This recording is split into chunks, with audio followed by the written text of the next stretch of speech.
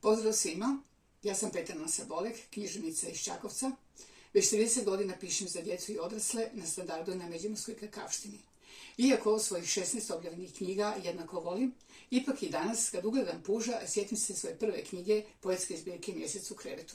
Bio je to puž golač i ja sam se zapitala zašto je goli, gdje mu je kućica? I najednom dobila vlastiti odgovor. Bilo mu je jako vruće, pa je izašao puž iz kuće. Tako je nastala moja prva pjesma koju sam nazvala Prehlađeni puž i koju je u knjizi ilustrirao Boris Lisjak, a u glazbio profesor Damir Rodiger.